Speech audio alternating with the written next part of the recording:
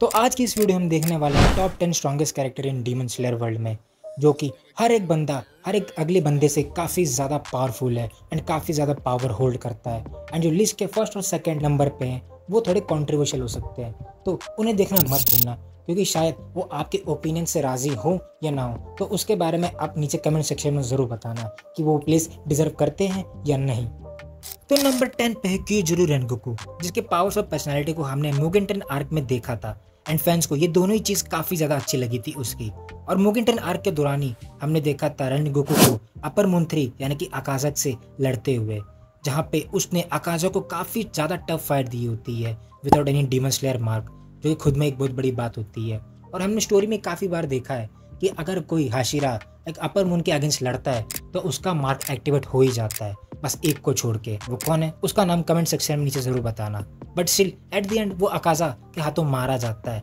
And अगर उस समय उसने अपने मार्क को अनलिश कर लिया होता तो आज वो शायद जिंदा होता और द फाइनल बैटल में उसका एक बहुत बड़ा रोल होता मुजान को टेक डाउन करने में। सो अब आते हैं नंबर 9 पे गियोतोमिया का, जिसको कि हमने सीजन 1 के सेकंड एपिसोड में देखा था, जहाँ पे हमें हिंट मिल गई थी कि ये बंदा काफी स्ट्रॉन्ग है। गियो उन कुछ रेयर लोगों में से एक है जिसने कि एक अपर और मुजांग के अगेंस्ट फाइट करी और उन सारी फाइट्स को सरवाइव भी किया। बात करें इसकी अगर पावर्स के बारे में, तो हमने देखा है कि गियो ने काफी एफर्टलेसली लोअर मून 5 रियो को मार दिया होता है। एंड गियो एक ऐसा बंदा है जिसने अपना खुद का एक फॉर्म क्रिएट किया है जिसका नाम है 11th फॉर्म द डेड काम, जो कि बहुत बड़ी बात होती है। और इन्फिनिटी कैसर आर्क के दौरान उसने अपने मार्क को भी अनलिश कर लिया होता है, जिस वजह से वो अकाजा को काफी देर तक डोमिनेट कर पा रहा था और मुजान के अगेंस्ट भी उसने काफी ज्यादा तगड़ी फाइट करी होती है। बट नेक्स्ट जो बंदा है वो उससे भी ज्यादा नेक्स्ट लेवल है, सानिमी शिनाजुगावा, जिसने कि एक अपर मून 1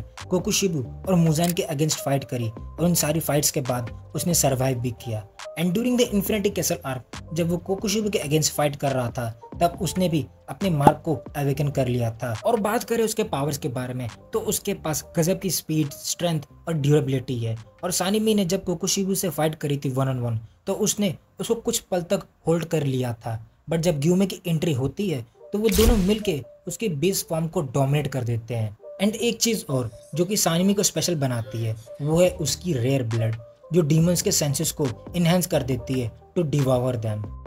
सो अब लिस्ट का नेक्स्ट कैरेक्टर है अकाजा, जिसने अपनी ह्यूमन लाइफ में काफ़ी सारे बंदों को धूल चटाया था विदाउट एनी प्रॉपर ट्रेनिंग, जबकि वो छोटा बच्चा ही था। और जब उसको एक बंदा अपने अंदर ट्रेनिंग देता है मार्शल आर्ट की, तब उसकी पावर तो नेक्स्ट लेवल हो जाती है। एंड उसकी ह्यूमन लाइफ में ऐसा कुछ होता है इंसिडेंट, जिस वजह से वो इतना रीच में चला जाता है कि वो अपने बगल वाले डोजो में घुसकर वहाँ जो 67 मेंबर्स होते हैं जिन्हें वो बेयर हैंडली बहुत बुरी तरह से मारता है एंड उन्हें मार ही डालता है। और जब इन्फिनिटी कैसल आर्क में टांजोरो उसके सर को कट ऑफ कर देता है, उसके बावजूद भी वो नहीं मरता, बल्कि वो अपनी ब्लीडिंग रोक देता है और अपने हेड को फिर से रीजनरेट कर लेता है, जिसके बाद वो टांजोरो और गियो को कुत्ता बना देता है मार मार के।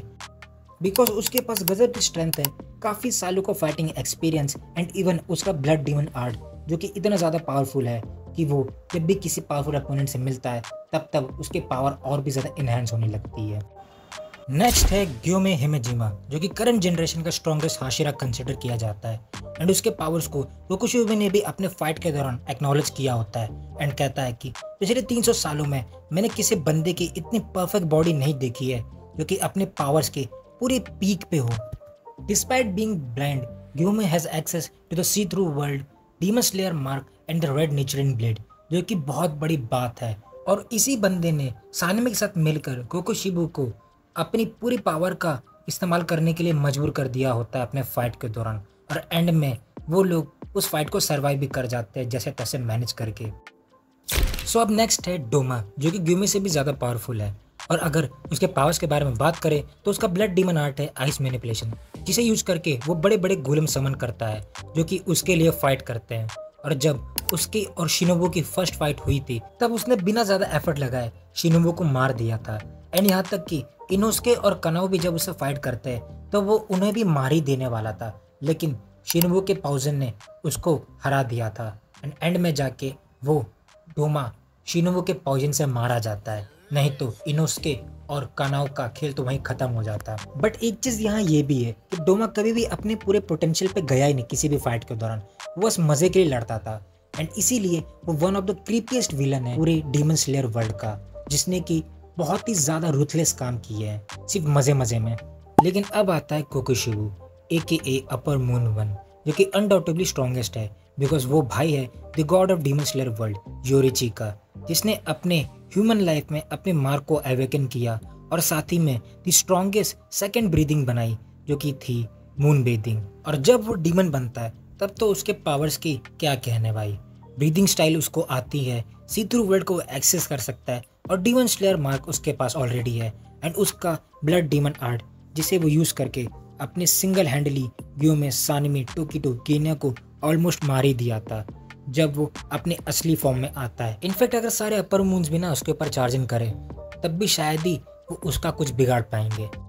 बट वो कितना ही पावरफुल है, वो अपने मालिक यानी कि मुजान को तो नहीं हरा सकता because he is the one who made demons and साथ ही वो पहला सबसे डीमन था एंड उसके पास पावर्स के तो नेक्स्ट लेवल चीज़ें हैं जैसे कि shape shifting, next level regeneration जो कि आपने हास्टर ट्रेनिंग आर्क में देख ही लिया होगा एंड उसके पास एक ऐसी एबिलिटी है जिससे वो लोगों को अपने अंदर ऑब्जॉर्व कर सकता है एंड जब वो अपने फाइनल फॉर्म में आता है तब उसके बैक के पीछे काफ़ी सारे टेंटिकल्स आ जाते हैं जिसका एक टच आपको इंस्टेंटली मार सकता है। अगर उससे कोई हरा सकता है तो वो सिर्फ सनलाइट और यूरोची है क्योंकि सिर काटना कोई ऑप्शन नहीं है क्योंकि इसकी रिजनरेशन एबिलिटी इतनी है तुरंत अपने आप को रिजनरेट कर सकता है।